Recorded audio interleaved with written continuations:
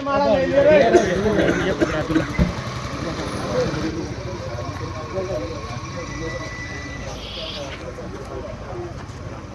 भाई साहब। ये नितिन है भाई साहब, अपना ITI का प्रधान गवर्नमेंट का। ये अपने तोसीफ भाई है भाई साहब, आड़े के कैंडिडेट अपने भाई साहब। ये रिंकू बुरा जी का प्रधान है भाई साहब, IS का प्रधान रिंकू बुरा भाई साहब।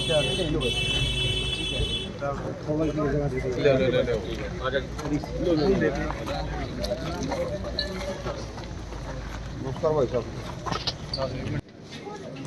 भाई साहब अपने DP साथी हैं और अपनी पार्टी के बहुत मेहनती हैं। उनकी गुड़िया है ये माणा गांव से, जुलाना हल्के से।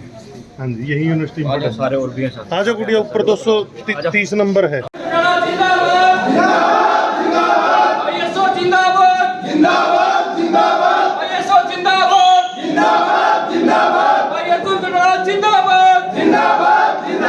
हरियाणा गोपाल सिंह चौधरी में जिंदाबाद जिंदाबाद जिंदाबाद।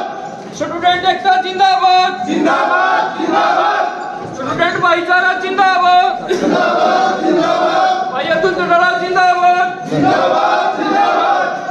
छात्र एकता जिंदाबाद जिंदाबाद जिंदाबाद। छात्र एकता जिंदाबाद जिंदाबाद जिंदाबाद। छात्र एकता जिंदाबाद जिंदाबाद जिंदाबाद।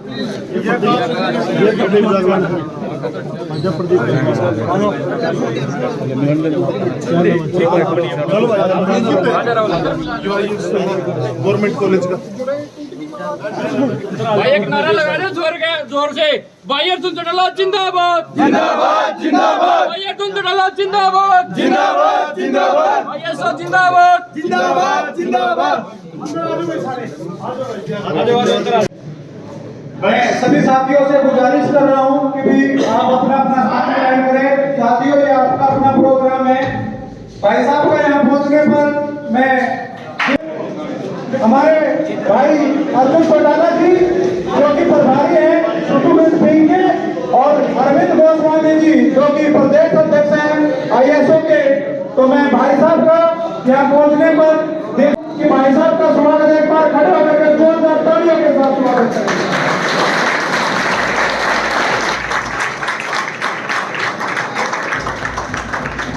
हमारे बीच में हमारे नेला परिवार के बहुत से साथी आए हुए हैं, जिसमें चौधरी वीरेंद्र जी रेड्डू जो कि प्रवक्ता है हमारे राज्य कार्यकारिणी के, वहां पहुंचे हैं। उनका पहुंचने पर यह स्वागत है। उनके साथ में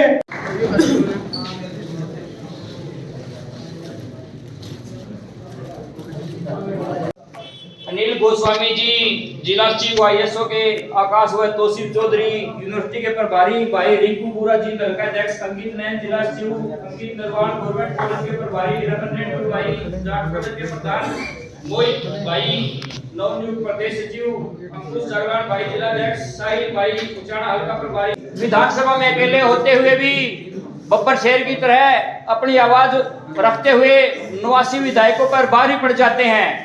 ठीक उसी प्रकार से सत्य सादगी के प्रतीक, बिल्कुल सरल स्वभाव के भाई अतुल चौटाला जी आज हमारे बीच पहुंचे हैं।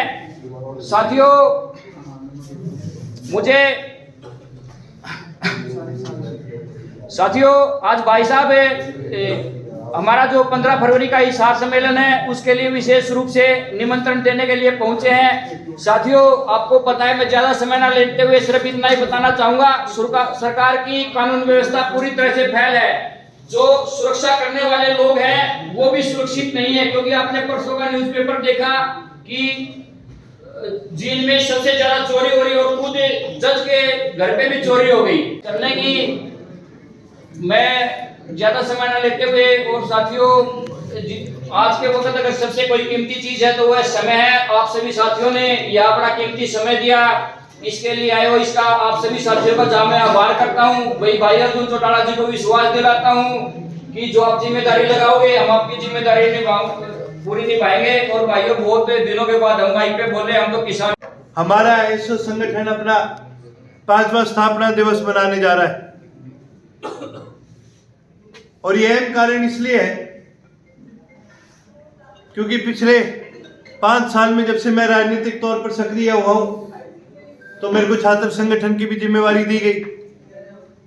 और मैंने एक चीज देखी, हम तो जब थोड़े छोटे होया करते थे, कॉलेज में होया करते थे, तब इन शो में लगे थे, और जहां कहीं पर भी बात होती थी, जहां कहीं पर भी कोई लड़ाई होती थी, हमेशा आके पहुंचते थे। जहां कहीं भी छात्र हित की बात होती थी, हमेशा आगे होते थे। और एक बड़ी लड़ाई उस समय हरियाणा में लड़ी जाती थी, वो आपके छात्र संगठन के चुनाव की थी। बड़े नारे दिए जाते थे, बड़ी बातें कही जाती थी, यहां तक कि एक समय पर अनशन पर भी बैठा गया।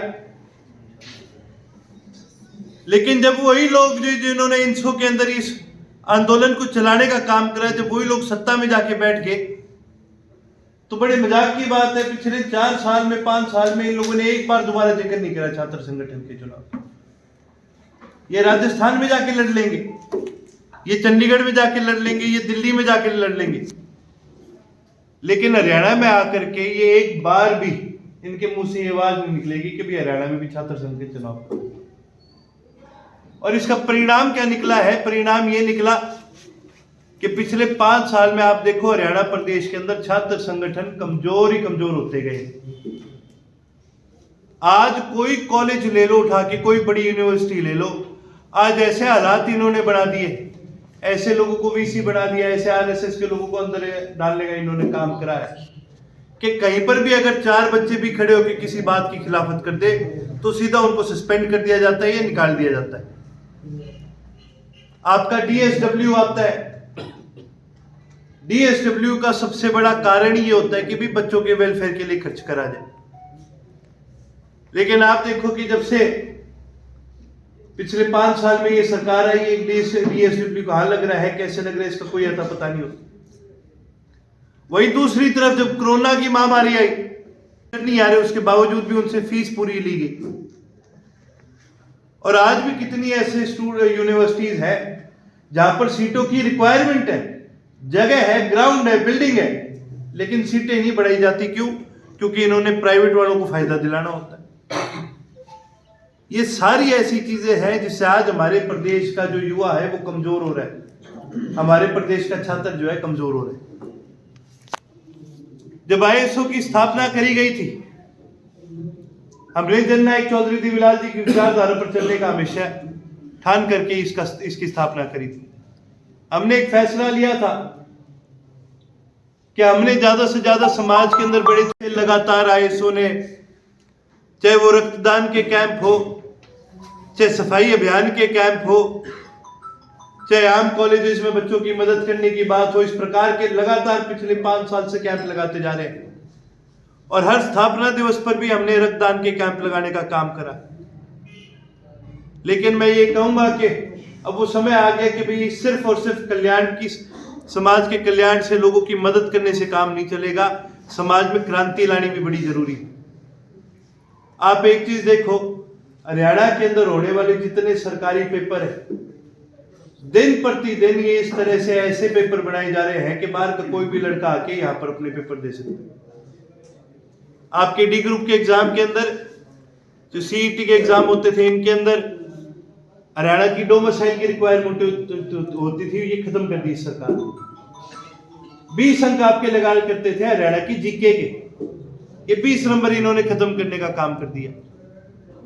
आज कोई बाहर का बच्चा हो जिसको हरियाणा का कोई ज्ञान ना हो, वो आके हरियाणा के अंदर अपने आके पेपर दे सकता है, वो कहीं पर भी नौकरी पर लग सकता है। भले ही हम सारे भारत के बच्चे हैं, लेकिन संस्कृति के तौर पर ना तो हम पंजाब जैसे हैं, ना हम राजस्थान जैसे हैं, ना हम दिल्ली जैसे हैं, ना हम हिमाचल जैसे हैं। संस्कृति के तौर पर हरियाणा की एक अलग संस्कृति है, हरियाणा के लोग अलग है, हमारी भाषा तकात अलग है। इसलिए उस प्रदेश का जीके होना बड़ा जरूरी है।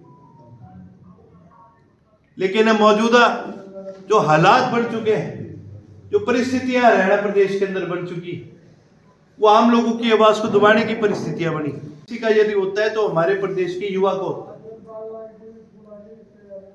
आज एक समय था कि भाई अच्छी पढ़ाई लिखाई करोगे तो गारंटी थी कि भाई अच्छी नौकरी मिल सकती है।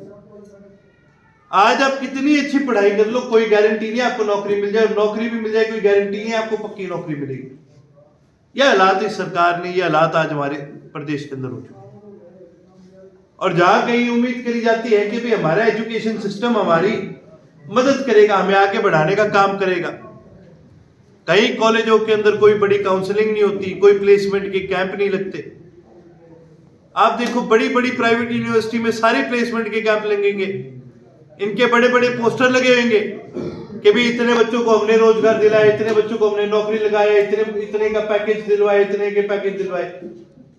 क्यों? अपनी यूनिवर्सिटी में कोई कमी है? सरकारी यूनिवर्सिटी में भाई यहाँ पर भी तो प्लेसमेंट के कैंप लग सकते हैं, यहाँ पर भी तो 10-10 लाख के पैकेज अनाउंस करे जा सकते हैं बच्चों के लिए। लेकिन ये केवल और केवल इन लोगों की श्रद्धा है जो इसको लेकर आगे नहीं बढ़ती। इसलिए अब की बार ये फैसला लिया गया कि आने वाली 15 तारीख को हम ना केवल ब्लड कैंप लगाने का काम करेंगे बल्कि छात्र क्रांति दिवस भी मनाने का काम करेंगे। प्रदेश के अंदर छात्रों की एक क्रांति बहुत जरूरी है, एक ऐसी क्रांति जिसके अंदर नौजवान युवा साथी, नौजवान छात्र साथी जो इस प्रदेश के अंदर कल्याण करना चाहते हैं, उनकी एक बड़ी भागीदारी हो, उनको एक बड़ी जिम्मेवारी दी है। केवल इस 15 तारीख को आप सभी हिसार पहुंचने का काम करें और छात्र क्रांति दिवस में आप भाग लेने का काम करें और उसको एक मजबूती देने का काम करें। आज पूरे प्रदेश में छात्र संगठनों की कमी है, इस कमी को मैं ये चाहूंगा कि आप और हम मिलके आईएसओ के माध्यम से इस कमी को हम पूरा करने का काम करें। आप सभी आए।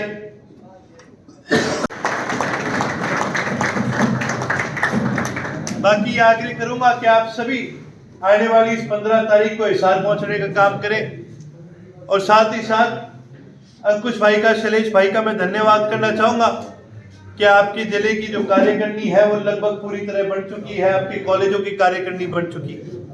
अब तो आपसे यही कहूंगा कि इस कार्यकारिणी को जिम्मेवारी दे करके इनको आगे बढ़ाने का काम करें और अपने कॉलेजेस में, अपने यूनिवर्सिटी के अंदर छात्रों की तारीख को हमारा छात्र संघ का सम्मेलन है, स्थापना दिवस है। उसके लिए सभी साथियों को हम प्रदेश भर में जाके अलग अलग कॉलेजेस में, यूनिवर्सिटीज़ में सबको इनवाइट करने का काम कर रहे हैं। बड़ा अच्छा रिस्पॉन्स मिल रहा है और पूरी उम्मीद है कि छात्र क्रांति दिवस 15 फरवरी को ज़्यादा से ज़्यादा छात्र साथी पहुँच के संघ को एक नई मजबूती देने का काम करें। तो काफ़ी सालों से जो चुनाव है छात्र संघ वो नहीं हो रहे हैं, काफ़ी साल नहीं, 20 साल से ज़्यादा हो चुके हैं और लगातार प्रदेश में मांग रही है। पिछली भी जो सरकार थी उससे भी हमारे प्रदेश के छात्रों ने बड़ी उम्मीद करी थी कि अपनी बात पे पूरी उतरेंगे और इस मांग को पूरा करेंगे। लेकिन ये ना होने की वजह से आज हमारे प्रदेश भर के छात्रों में आक्रोश भी है और इसका नुकसान उनको ये झेलना पड़ रहा है कि आज हमारे प्रदेश भर के अंदर जो छात्र संगठन है वो कमज़ोर होते जा रहे हैं क्योंकि छात्रों को ताकत नहीं दी जा रही। हमारी ये कोशिश रहेगी कि छात्र संगठनों को दोबारा एक मजबूती दी जाए, आईएसओ के माध्यम से छात्रों को भी और मजबूती दी जाए। तो मौजूदा सरकार कह रही थी अब की बार जो 75% है वो युवाओं को नौकरी देंगे, वो तो दिखाई असर नहीं दे रहा हरियाणा में। इसका तो जो मौजूदा सरकार है ये केवल और केवल अपनी जेबें भरने के चक्कर में है, अपने उद्योगपति साथियों को फायदे दिलाने के चक्कर में। हरियाणा के लोगों की इनको कभी परवाह थी नहीं। हरियाणा के लोगों के यदि अगर परवाह होती तो आज इतने बुरे हाल थोड़ी होते। आज बेरोजगारी 38% पे जा चुकी है, 60,000 से ज़्यादा तो मुख्यमंत्री साहब ने अनाउंस करी थी, वही नहीं दे सकते अभी तक। 1 लाख से ज़्यादा तो आज तक वैकेंसियाँ पड़ी है सरकारी नौकरियों में, जिसको ये मौजूदा सरकार पूरी नहीं कर पा रही। चौटाला जी ने कहा था उचाणा से ही भावी सीएम होगा, तो उसमें कौन होगा? वहाँ से डिप्टी सीएम दुष्यंत चौटाला भी चुनाव लड़ेंगे, उसके पक्ष में आप लड़ोगे? सामने ला के दुष्यंत लड़ेगा, ये उचाणा थे हैं? वो तो और जगह अंडे फिरे है कि मैं कड़ी और ते लड़ू, कड़ी और ते लड़ू। और रही बात हमारी तरफ से कौन आएगा, तो ये बात मैं आपको चुनाव के समय में बताऊंगा जब हमारे सारे कार्यकर्ता फैसले करेंगे। ये फैसले मेरे हाथ में नहीं है, ये चौटाला साहब नहीं लेने। तो कितना और मजबूत कर पाओगे युवाओं की फौज? आप जींद में यूनिवर्सिटी में आपका स्वागत किया, भव्य आयोजन किया गया है, तो बहुत भव्य स्वागत करा सभी साथियों ने और हमें पूरी उम्मीद है कि आने वाले समय में हरियाणा का सबसे बड़ा छात्र संगठन INLD स्टूडेंट्स ऑर्गेनाइजेशन। धन्यवाद सर।